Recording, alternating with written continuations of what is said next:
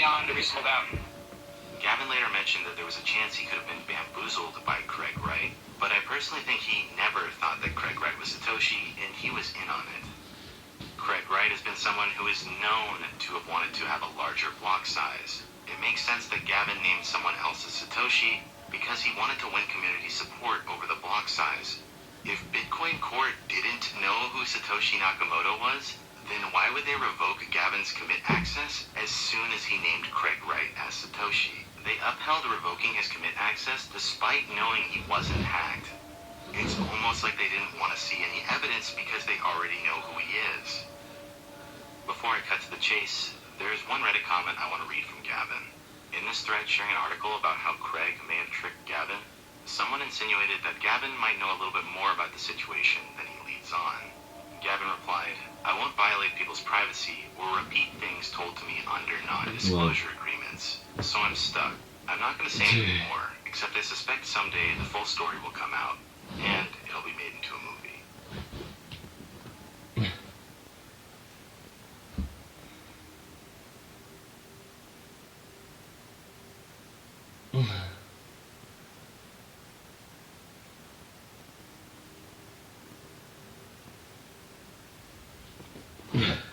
We saw how fast people could go.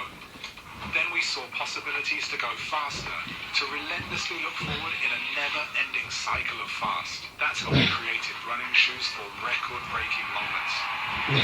We did it again. We never stopped seeing possibilities. We never stopped asking ourselves, how do we go faster? And faster than ever before. We don't stop! Yeah, get a bit of intuition.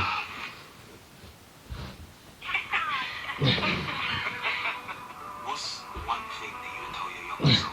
Stop being afraid of just making mistakes and just experiencing new things.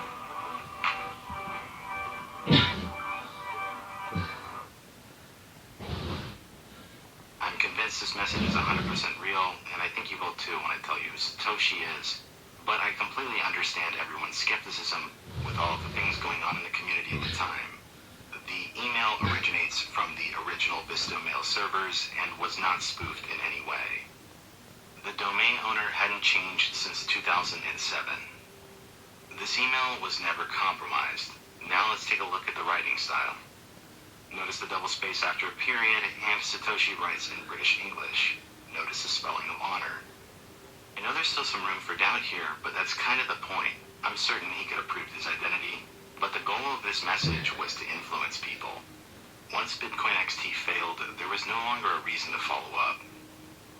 Our final clue is that Satoshi Nakamoto is against a larger block size in the present day, and it's time for me to reveal who he is. When it comes to this or any topic, I have to say the simplest answer is likely correct, and it's no surprise that one candidate literally matches every single detail to Satoshi Nakamoto. Despite how many people will tell you that Satoshi Nakamoto was a collective or Satoshi Nakamoto was made by the government, there's not really any evidence to suggest that. If you recall from part 2, I stated that Satoshi was either trying to throw us off the trail at every Okay, it's noted, it's done. or the clue should